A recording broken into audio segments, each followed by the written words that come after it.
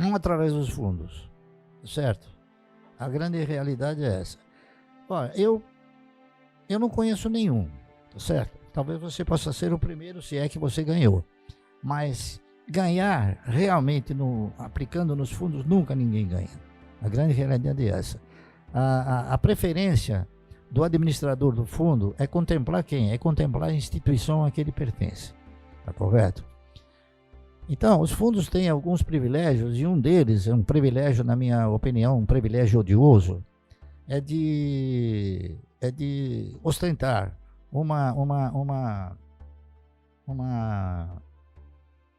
uma independência, tá certo? Tributária, no seguinte sentido. Vamos supor, você é uma pessoa física, né? Você adquire uma ação e compra essa ação e ganha um determinado valor. Esse valor, ele é tributado com 15%, tá correto? O fundo, ele compra, vende o volume que for e ele não é tributado com 15%.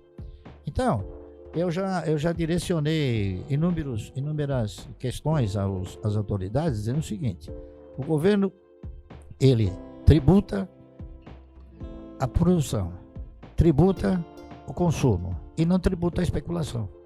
Está entendendo? Então, quer dizer, eu acho que o governo poderia tirar partidos excelentes se fizesse isso. E veja bem, o fundo ele é isento, ele não paga esse tributo. Então, por que essa discriminação contra a pessoa física? É mais uma razão para vamos supor, privilegiar, tá certo? A especulação desenfreada. E olha, eu vou falar uma coisa para você. Os fundos tiveram algum em determinado momento, por exemplo, depois de 2008, quando teve uma derrocada firme através do subprime, né?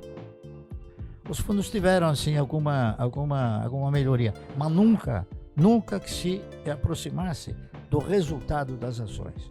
Sempre foram resultados extremamente insignificantes.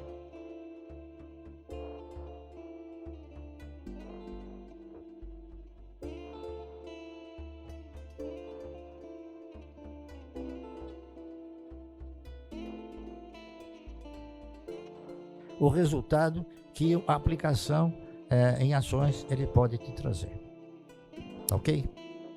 Tem um Além disso, nós temos o seguinte, né? O administrador do fundo, aquele que gera o fundo, ele pensa dependendo da quantidade de cotistas, ele pensa por 5 mil, 8 mil, 9 mil, né?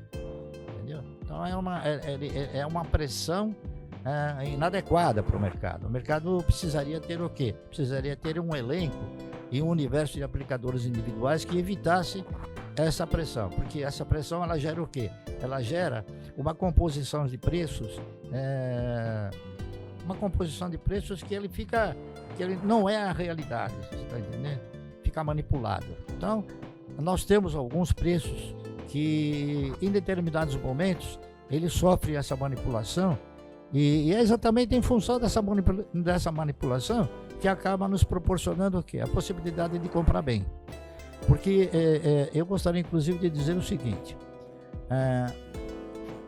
a definição universal de mercado de ações é que o mercado de ações é um mercado de risco. Então, nós temos nos países desenvolvidos, Estados Unidos, Alemanha, França, Holanda, esta situação de você correr mais risco, você suportar mais risco. Mas acontece que você tem um mercado não definido como mercado aqui.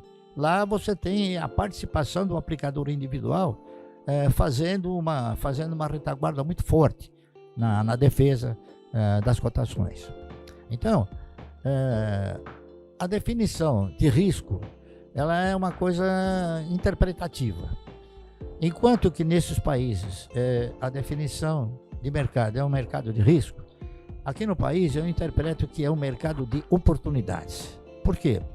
Porque o que é o risco numa ação? O risco numa ação é você comprar por um preço muito superior ao seu valor de patrimônio, né? Cada um de nós tem o seu valor de patrimônio. Patrimônio nada mais é do que bens, direitos, valores e obrigações que cada um tem e tem o seu patrimônio líquido. Nas ações, esse patrimônio líquido ele é representado por um capital e esse capital ele é dividido numa quantidade de ações. Então você tem um valor patrimonial de uma ação, ela é uma referência. Então se você tem um valor patrimonial de uma ação 1 e você paga 50 centavos, você não tem risco. Tá certo? Porque você está comprando um patrimônio subavaliado. Tá correto? Recentemente eu fiz um comparativo entre os principais bancos aqui do país. E nós chegamos a uma conclusão incrível, né? O Banco do Brasil hoje, ele tem, isso até ontem, porque ele soltou o resultado e a gente precisa fazer uma análise mais precisa. Então, até ontem, o Banco do Brasil tinha um valor de patrimônio de R$ 50,20. Ele custa 29. Então, comprar ações do Banco do Brasil, você não tem risco. E nós temos outros papéis também, que se enquadram nesse tipo de formação de mercado. Ok?